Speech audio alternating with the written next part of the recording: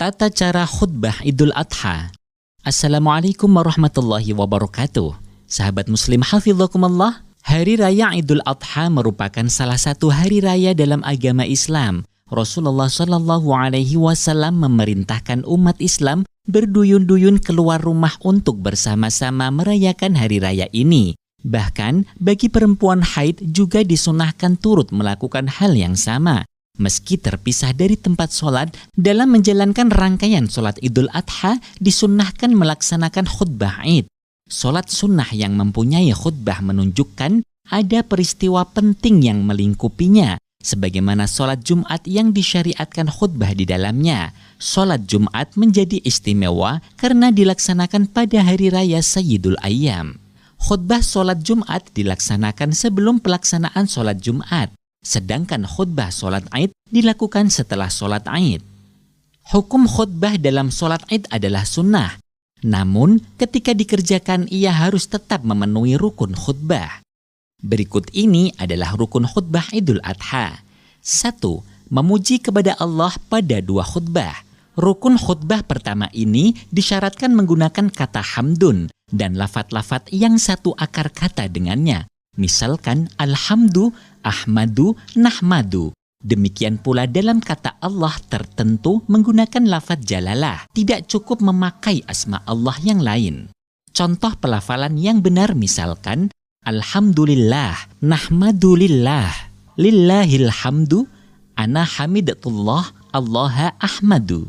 Contoh pelafalan yang salah misalkan asyukru lillahi karena tidak memakai akar kata hamdun. Alhamdulillahirrahman, karena tidak menggunakan lafaz jalalah Allah.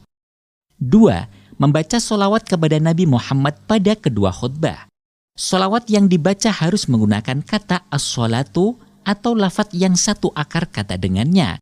Sementara untuk asma Nabi Muhammad tidak tertentu menggunakan nama Muhammad seperti Ar-Rasul, Ahmad, An-Nabi, Al-Bashir, An-Nadhir, dan lain-lain. Hanya saja penyebutannya harus menggunakan isim dhahir, tidak boleh menggunakan isim dhamir kata ganti menurut pendapat yang kuat, meskipun sebelumnya disebutkan marji'nya. Contoh membaca sholawat yang benar, as-sholatu ala nabi, ana musallin ala Muhammad, ana usalli ala Rasulillah. Contoh membaca sholawat yang salah, sallamallahu ala Muhammad, rahimallahu Muhammadan, karena tidak menggunakan akar kata as-sholatu, sallallahu alaihi karena menggunakan isim dhamir. 3. Berwasiat takwa di kedua khutbah. Rukun khutbah ketiga ini tidak memiliki ketentuan redaksi yang paten. Prinsipnya adalah setiap pesan kebaikan yang mengajak ketaatan atau menjauhi kemaksiatan. Contoh, ati'ullaha, taatlah kalian kepada Allah. Ittaqullaha, bertakwalah kalian kepada Allah. Inzajiru anil maksiyah, jauhilah maksiat. Tidak cukup sebatas mengingatkan dari tipu daya dunia tanpa ada pesan mengajak ketaatan atau menjauhi kemaksiatan.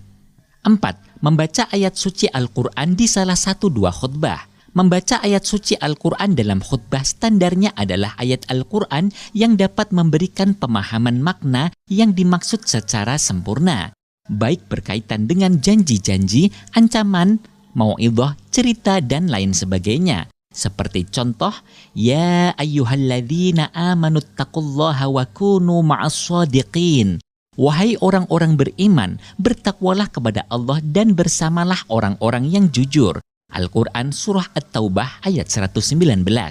Tidak mencukupi membaca potongan ayat yang tidak dapat dipahami maksudnya secara sempurna tanpa dirangkai dengan ayat lainnya. Seperti thumma naloro, kemudian dia memikirkan. Al-Quran Surah Al-Muddathir ayat 21. Membaca ayat Al-Quran lebih utama ditempatkan pada khutbah pertama. 5. Berdoa untuk kaum mukmin di khutbah terakhir. Mendoakan kaum mukminin dalam khutbah Jumat disyaratkan isi kandungannya mengarah kepada nuansa akhirat, seperti Allahumma ajirna minan nar. Ya Allah, semoga engkau menyelamatkan kami dari neraka. Allahumma ufir lil muslimin wal muslimat. Ya Allah, ampunilah kaum muslimin dan muslimat. Tidak cukup dengan doa yang mengarah kepada urusan duniawi seperti Allahumma atina malan katsiran. Ya Allah, semoga Engkau memberi kami harta yang banyak. Sahabat muslim hafizakumullah, dalam khutbah Id, khatib disyaratkan berdiri bila mampu. Apabila khutbah dilaksanakan dengan cara berdiri, khatib disunnahkan menyela kedua khutbah dengan duduk sebentar. Sahabat muslim, pada khutbah pertama, khatib disunnahkan memulainya dengan membaca takbir 9 kali. Sedangkan pada khutbah kedua, membukanya dengan takbir 7 kali. Saat khutbah berlangsung, jamaah diperintahkan untuk tenang, mendengarkannya secara seksama agar memperoleh proses kesempurnaan sholat Id. Wallahu a'lam. Demikian penjelasan mengenai rukun-rukun khutbah. Semoga bermanfaat. Wassalamualaikum warahmatullahi wabarakatuh.